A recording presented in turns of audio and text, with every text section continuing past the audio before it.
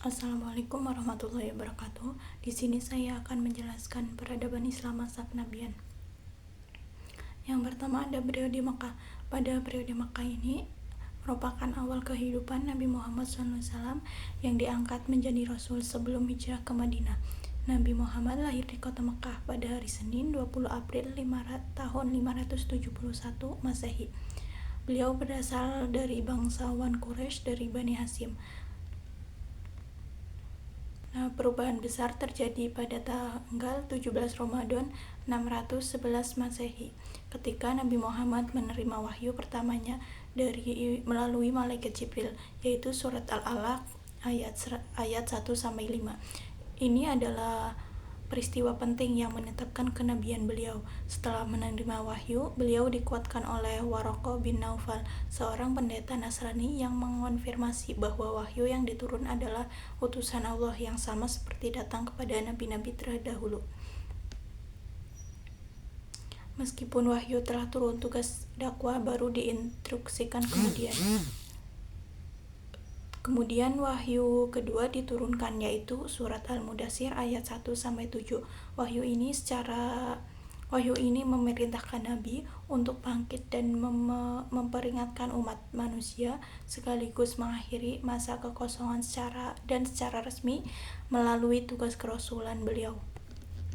Selanjutnya ada tahapan dakwah Nabi di Mekah. Dakwah Nabi di Mekah dilakukan dalam 2 tahapan. Yang pertama, ada tahap secara sembunyi-sembunyi. Nabi mulai berdakwah kepada orang-orang terdekat saja, seperti Khadijah, Abu Bakar, Ali bin Abi Thalib, dan Zaid bin Harisah. Mereka inilah generasi pertama yang memeluk Islam. Tahapan dakwah yang kedua adalah tahapan dakwah secara terbuka, terang-terangan. Dimulai ketika Allah memerintahkan beliau untuk menyampaikan risalah secara terang-terangan di Bukit Safa. Sejak saat itulah penentangan dari kaum Quraisy semakin keras. Faktor Quraisy menentang dakwah Nabi. Kaum Quraisy menentang dakwah Nabi bukan karena tidak memahami ajaran Islam, tetapi karena takut kehilangan kekuasaan, kedudukan, dan keuntungan ekonomi. Mereka takut ajaran Tauhid akan menghancurkan sistem sosial dan perdagangan yang selama ini bergantung pada penyembahan berhala di Ka'bah.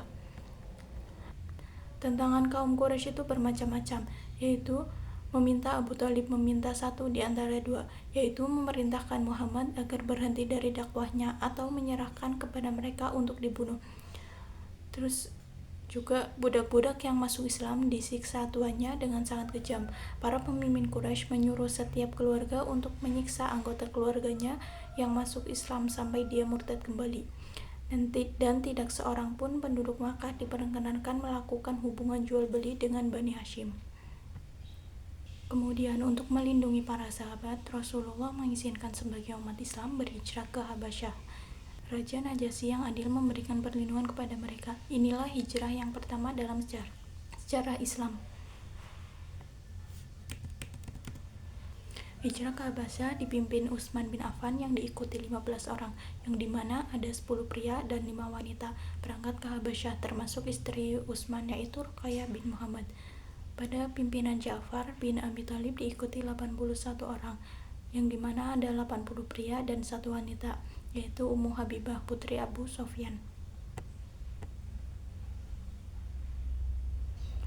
Kemudian pada tahun ke-10 kenabian, 2 orang yang paling dicintai Rasulullah wafat, yaitu Abu Thalib paman beliau yang selalu melindungi dari gangguan Quraisy. Abu Thalib meninggal pada usia 87 tahun dan Khadijah binti Khuwailid, istri beliau yang setia dan selalu memberi dukungan, juga meninggal dalam usia 65 tahun. Tahun itu dikenal sebagai Amul Huzn atau tahun kesedihan.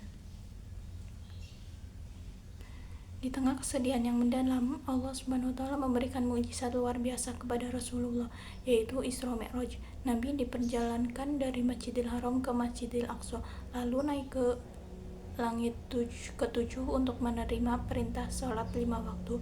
Peristiwa ini menjadi bukti keagungan Allah dan penghibur bagi Nabi di masa-masa sulit. Selanjutnya ada periode Madinah. Setelah tekanan di Mekah semakin berat, Nabi menerima wahyu untuk berhijrah ke Madinah. Peristiwa hijrah pada tahun 622 Masehi menjadi titik balik dalam sejarah Islam, sekaligus awal kalender Hijriah. Di Madinah, Nabi tidak hanya menjadi rasul, tetapi juga memimpin masyarakat dan kepala negara. Langkah pertama yang dilakukan Rasulullah di Madinah adalah membangun Masjid Quba. Masjid ini tidak hanya berfungsi sebagai tempat ibadah, melainkan juga sebagai pusat pemerintahan, pendidikan, dan kegiatan sosial. Langkah kedua adalah mempersaudarakan kaum Muhajirin dan Ansor, sehingga mereka saling membantu tanpa memandang asal-usul. Nah, inilah contoh nyata solidaritas dan ukhuwah Islamiyah. Langkah ketiga adalah menyusun konstitusi Madinah yang berisi peraturan untuk mengatur kehidupan bersama antara umat Islam Yahudi dan suku-suku lainnya.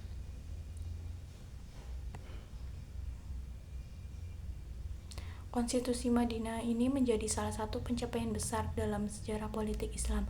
Isinya menegaskan bahwa seluruh penduduk Madinah, baik muslim maupun non-muslim, merupakan satu komunitas yang saling melindungi antar sesama.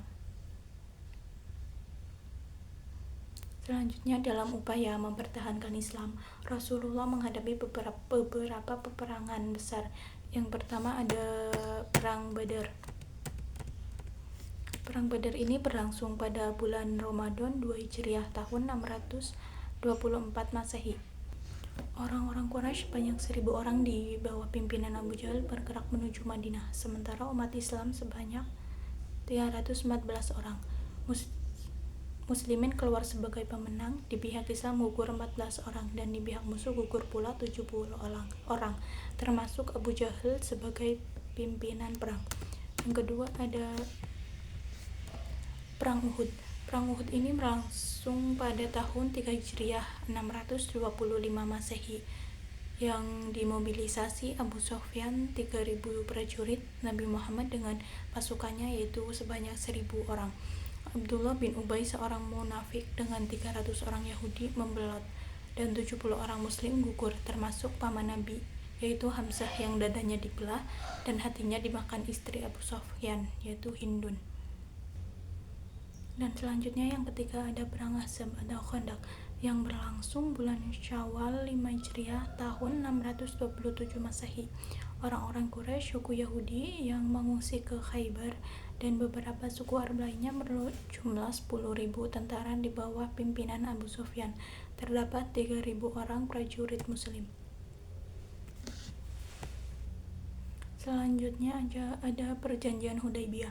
Pada tahun 6 Hijriah, Rasulullah bersama para sahabat bermaksud menunaikan umrah ke Mekah, namun dihalangi oleh Quraisy. Akhirnya dibuatlah Perjanjian Hudaybiyah, yaitu yang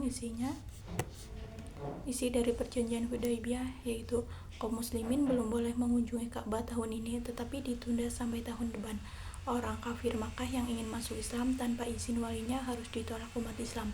Orang Islam yang ingin kembali ke Makkah atau murtad tidak boleh ditolak orang Quraisy. Terus ada gencatan senjata antara kedua belah pihak selama 10 tahun. Namun kemudian Quraisy melanggar perjanjian dengan menyerang sekutu muslim. Akibatnya Rasulullah memimpin penaklukan Mekah atau Fathul Mekah pada tahun 630 Masehi. Mekah ditaklukkan tanpa pertumpahan darah dan berhala-hala di Ka'bah itu dihancurkan. Selanjutnya pada tahun 10 Hijriah Rasulullah melaksanakan Haji Wada atau Haji Perpisahan. Dalam khutbahnya yang terkenal, beliau menegaskan bahwa nilai-nilai kemanusiaan, persamaan derajat, larangan menumpahkan darah, dan pentingnya menjaga amanah serta persaudaraan sesama manusia. Tidak lama setelah itu, pada tahun 632 Masehi, hari Senin 12 Rabiul Awal, Rasulullah SAW wafat di Madinah pada usia 63 tahun. Wafatnya beliau menjadi akhir dari masa kenabian, tetapi ajaran dan nilai-nilai yang beliau wariskan menjadi dasar kokoh bagi kemajuan peradaban Islam di seluruh dunia.